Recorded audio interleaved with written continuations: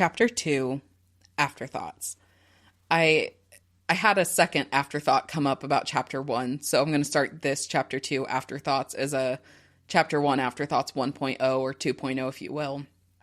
And it was, again, I didn't realize it till after I recorded that last Afterthoughts and was thinking about it as I was reading Chapter 2.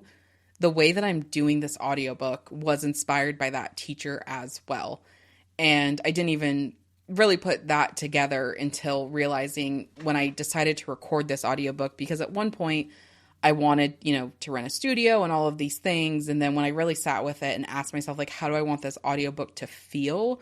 It came back to how, when my teacher was reading us a book called Milkweed, like how we felt while she was reading that. And I just remember, she typically read to us, I believe it was after recess, and we'd come in, and instead of making us go right back to work, she just let us relax, and she would read to us. And then between chapters, we would have this beautiful classroom discussion.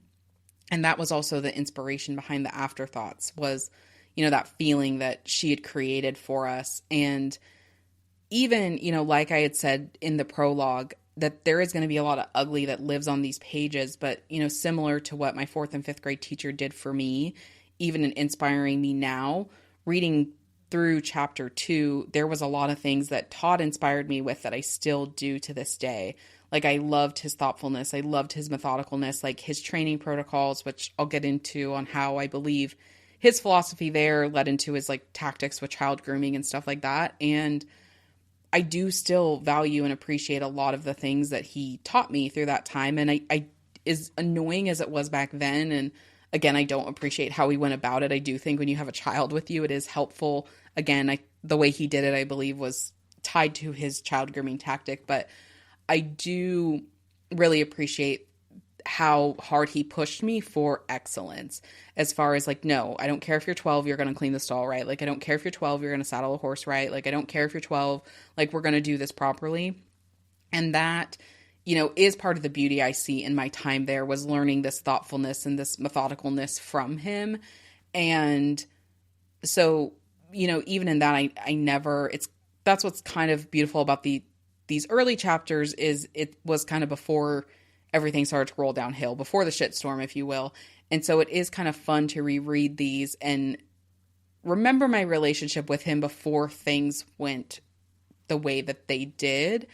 And there was this part that I did appreciate. I did appreciate the break from the hayfields. I did appreciate that time with him. I did appreciate how he was quiet and still, and I had that time. And so that's what's kind of interesting about reading these beginning chapters, but then also doing these afterthoughts, is it is remembering the good times, because I think those times tend to be easier to forget once after something bad happens, right? We tend to just remember that bad and hard.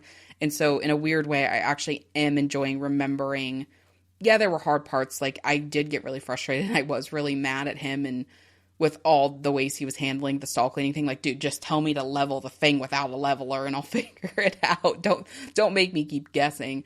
And I do appreciate some things. So that was kind of the thoughts I was taking away from this afterthoughts, is it is kind of remembering the parts that I did appreciate from that time, instead of just remembering what we're going to go through in these later chapters, which tends to be more difficult and more hard. I have enjoyed rereading this with you and remembering some of the good things too.